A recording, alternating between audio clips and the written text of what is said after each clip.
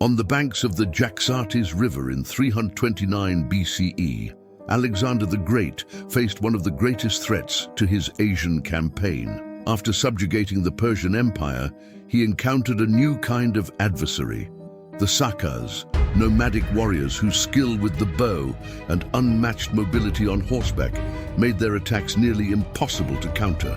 Unlike the rigid formations and traditional battle tactics Alexander had previously confronted, the Sakas were masters of ambushes, rapid strikes, and strategic retreats. The unforgiving terrain and the natural barrier of the river only heightened the challenge. For Alexander, the battle was not merely a matter of military victory, but a strategic necessity. He needed to secure his newly conquered borders and prove his ability to face any opponent, regardless of the circumstances. With an experienced army, but against an unpredictable enemy, the banks of the Jaxartes became the stage for a decisive confrontation that would demand all the strategic brilliance of the young conqueror. Following the death of Darius III, Alexander was consolidating his control over the heart of the Persian Empire, but his challenges were far from over. By 329 BCE, he ruled a vast territory stretching from Greece to Central Asia, encompassing a multitude of cultures, languages, and political systems. Although the campaign against the Persians had proven his skill as a conqueror, the young king now faced a new kind of warfare marked by logistical, diplomatic, and military challenges. The northern frontier of his empire was defined by the Jaxartes River, Syr Darya, one of the most significant waterways in Central Asia. This river was not only a natural barrier, but also a dividing line between two distinct worlds. To the south lay Sogdiana and Bactria, regions recently subdued by Alexander, while to the north stretched the steppes dominated by the Sakas, a confederation of nomadic tribes whose martial prowess defied conventional military structures. The Sakas were masters of mobile warfare. Mounted on small but extraordinarily resilient horses, they had practiced guerrilla tactics for centuries. Armed with composite bows capable of delivering precise shots over long distances, they used speed and open terrain to their advantage. Unlike the centralized armies Alexander had previously encountered, the Sakas had no formal battle lines or cities to conquer. Their strength lay in their mobility and their ability to avoid direct confrontations, making it nearly impossible to capture or decisively defeat them. The geopolitical context added another layer of complexity. The regions of Bactria and Sogdiana, recently brought under Alexander's control, were far from pacified. Rebellions erupted frequently, and the loyalty of the local elites was, at best, tenuous. The presence of the Sakas to the north exacerbated these issues, as their incursions not only threatened the borders, but also inspired uprisings among the subjugated populations. For Alexander, defeating the Sakas was both a strategic necessity and a symbolic act to assert his authority. Moreover, the terrain presented an unprecedented challenge. The banks of the Jaxartes were treacherous, with strong currents and minimal infrastructure to support a crossing. Any attempt to traverse the river would place Alexander's forces at a disadvantage, exposing them to attacks by nomadic archers who could easily reposition themselves out of reach. Crossing the river was not just a physical obstacle, but also a test of leadership and military innovation. Politically, Alexander sought to solidify his image as the king of the world, a title that transcended the boundaries of Macedonia and Persia. He needed to demonstrate that his authority was unbounded by rivers, mountains, or even the seemingly untamable forces of the steppes. Confronting the Sakas was not only about defending his borders, but also about sending a clear message. No enemy, no matter how swift or elusive, was beyond his grasp. With these complexities in mind, the Battle of the Jaxartes was more than a military engagement. It was a test of Alexander's strategic acumen, the cohesion of his army, and his vision for building a universal empire. He faced not only a formidable enemy, but also the challenge of adapting his tactics and leadership to an entirely new context. To confront the Sakas, Alexander knew he needed more than the brute force that had brought him victory against the Persians. He now faced an asymmetric war where mobility and adaptability would be decisive. The crossing of the Jaxartes River became the first obstacle to overcome, and Alexander showcased his skill as a strategist by turning the terrain's challenges into a strategic advantage. The Jaxartes River was wide, with strong currents and steep banks that complicated any large-scale crossing. However, Alexander had a highly trained corps of engineers who had overcome similar challenges in previous campaigns. He ordered the construction of improvised rafts made from animal hides inflated with air, a technique his army had successfully used to cross the Oxus River. These rafts were lightweight, easy to assemble and disassemble, and could be transported in small sections, ensuring the army's mobility. Additionally, Alexander used these vessels to transport catapults and siege weapons, an unprecedented move in a battle against nomadic warriors. He understood that the crossing needed to be swift and protected, and his strategy relied heavily on the use of covering fire. Catapults played a pivotal role in the crossing. Positioned on the southern bank of the river, they were used to target the Sakas patrolling the opposite shore. This innovation proved particularly effective, as the Sakas, accustomed to engaging conventional troops in open terrain, were unprepared to face projectiles fired from long distances. The use of catapults forced the nomadic archers to retreat beyond range, allowing the Macedonian troops to cross the river with relative safety. In addition, Alexander positioned his own archers alongside the catapults, maintaining a steady barrage of arrows to keep the Sakas under constant pressure. This combination of heavy artillery and coordinated attacks was a clear demonstration of Alexander's ability to integrate military technologies into his tactics, adapting them to the battlefield's demands. Another challenge Alexander faced was maintaining the morale of his troops. Many of his soldiers, veterans of previous campaigns, were exhausted and confronted an enemy that seemed to avoid direct confrontation. Alexander, however, excelled at inspiring his men. He walked among their ranks, speaking of the significance of victory for the glory of Macedonia and the future of the empire. He also enforced a rigorous system of discipline, ensuring every soldier understood their role in the operation. Infantry units were organized into compact formations designed to withstand rapid, scattered attacks, while the heavy cavalry, led by trusted generals like Hephaestion, stood ready for the decisive moment of battle. Once the river crossing was complete, Alexander concentrated his troops in a bridgehead on the far side of the Jaxartes. He anticipated that the Sakas would attempt to use their superior mobility to strike his flanks or wear down his forces with relentless arrow fire. To counter this threat, Alexander devised a plan involving baiting the enemy into vulnerable positions where his heavy cavalry and infantry could encircle them. The crossing of the Jaxartes had been successfully completed, but the true test was still ahead. On the far side of the river, Alexander faced a swift and relentless enemy whose superiority in mobility and mastery of the terrain made the battle an extreme test of his abilities as a commander. The plan he had devised was as bold as it was meticulous, combining brute force, precise coordination, and strategic innovation to counter the nomadic tactics of the Sakas. Immediately after establishing the bridgehead, Alexander ordered his infantry to form the tightly packed Macedonian phalanx.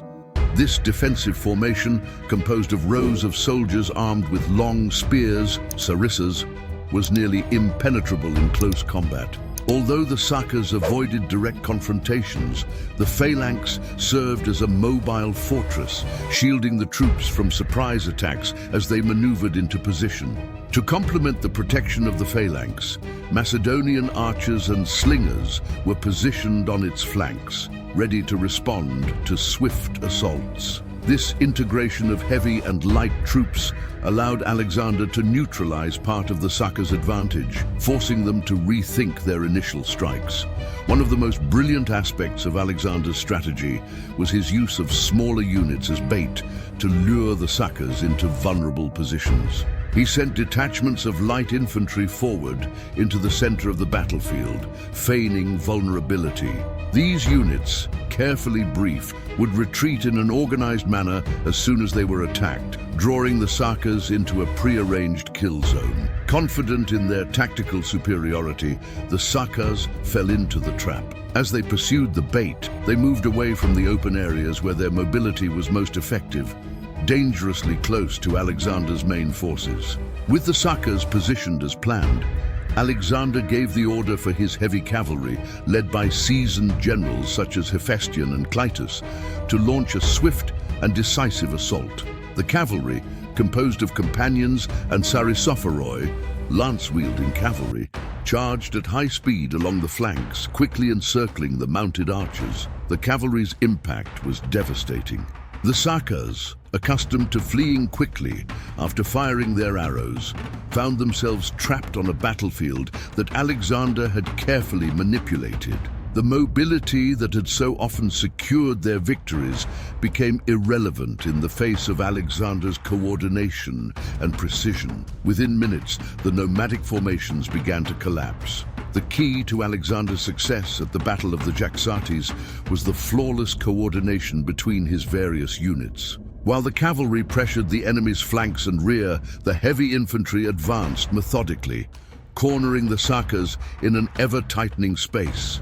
Simultaneously, Macedonian archers and slingers continued to launch projectiles, thwarting any attempts at an organized retreat. This integration of ground and mounted forces was rare for the time and highlighted Alexander's ability to adapt his tactics to the situation. Drawing on lessons from previous campaigns, he had mastered the importance of strategic flexibility and applied this knowledge with remarkable precision.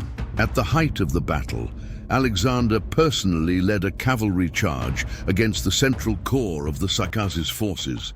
His direct involvement not only boosted the morale of his troops, but also further destabilized the enemy.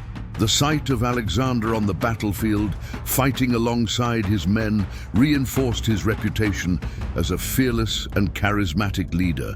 When the dust finally settled, approximately 1,000 Sacas lay dead, and many more had been captured. Macedonian losses were relatively modest, but the battle was grueling and underscored the human and logistical cost of engaging such a highly adaptable enemy. With the battlefield now firmly under Macedonian control, Alexander reaffirmed his military supremacy in one of the most challenging situations of his career. The victory at the Jaxartes was not only a strategic triumph, but also a symbolic milestone that cemented his reputation as one of history's greatest strategists. However, analyzing the consequences of this victory reveals how it shaped the trajectory of his campaign and the political dynamics of the region.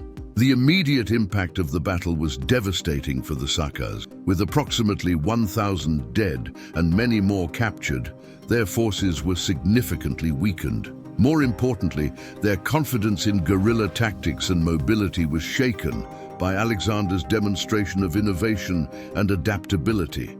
Although they were defeated, the Sacas were not completely destroyed. Instead, they retreated to the steppes, avoiding direct confrontations with the Macedonian forces in the near future. Recognizing their inability to resist Alexander, the Saca leaders sought to negotiate. They sent envoys offering peace, tacitly acknowledging Alexander's supremacy in the region. This political surrender not only ended immediate hostilities, but also secured a relatively stable northern frontier for Alexander's empire. The victory at the Jaxartes was not an isolated objective. It was part of Alexander's broader plan to consolidate the empire's borders and pacify the recently conquered territories. With the Sacas defeated and the rebels in Sogdiana and Bactria weakened, he was able to redirect resources to other problematic areas. Alexander ordered the construction of fortresses along the Jaxartes, creating a defensive line against future incursions. The battle also had a profound psychological impact. For the local populations, it sent a clear message. Even the most agile and formidable warriors could not escape Alexander's reach. This discouraged further rebellions in the short term and reinforced Macedonian authority over a diverse and often restless populace. From a military perspective, the Battle of the Jaxartes highlighted Alexander's ability to adapt to new challenges. He not only employed traditional Macedonian tactics effectively, but also integrated innovative elements, such as the use of catapults against mobile forces. This ability to combine technology, discipline, and strategic ingenuity became one of the defining traits of his leadership. Furthermore, the battle underscored the importance of personal leadership on the battlefield. Alexander's direct involvement inspired his troops and ensured that his strategic vision was executed precisely. However, this approach carried inherent risks, as Alexander frequently placed himself in harm's way, a pattern that would continue in future campaigns.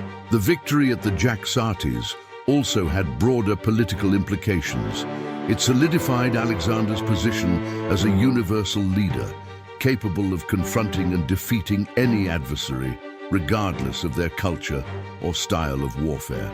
This perception was crucial for maintaining his authority over a vast and culturally diverse empire. Culturally, the integration of nomadic tribes and local populations into the Macedonian Empire began to take shape. Alexander encouraged the exchange of military and administrative practices, incorporating local elements into his governance. This process of cultural fusion, which would become more pronounced in future campaigns, was already beginning to gain momentum. Alexander's victory at the Battle of the Jaxartes was more than a military achievement. It was a landmark of strategic brilliance that would resonate through the centuries. Confronting an enemy specialized in mobility and swift attacks, Alexander demonstrated that leadership, innovation, and courage are weapons as formidable as spears and swords. The battle showcased Alexander's ability to turn disadvantages into opportunities. He employed an unprecedented combination of advanced technology. Catapults were used to neutralize the Saka's long-range superiority. Tactical cohesion, the seamless synchronization of infantry, archers, and cavalry transformed the chaos of battle into a controlled rout. Psychological manipulation. Alexander used bait and feigned maneuvers to lure the Sakas into a vulnerable position where they were surrounded and decisively defeated. Beyond securing the northern frontier of his empire, this victory cemented Alexander's image as an unparalleled leader capable of overcoming any adversity. It also sent a clear message to the subjugated populations. Resistance was futile. The battle reinforced Macedonian authority in Central Asia, providing a period of relative stability for subsequent campaigns. Alexander led not just with strategies, but with actions. His presence on the battlefield inspired his troops to overcome seemingly insurmountable challenges. He proved that the true strength of a leader lies in their ability to unite innovation and courage, a lesson that continues to inspire leaders even today. Just as Alexander faced and conquered immense challenges, you too can delve into the past to uncover valuable lessons. What can we learn from him about leadership and strategy? Subscribe to our channel to follow more stories like this and dive into the campaigns that shaped the world. Share your thoughts in the comments. Which of Alexander's strategies do you find most brilliant? Like and share this video to spread Alexander's lessons to as many people as possible. Together, let's explore the legacy of the greatest conquerors in history.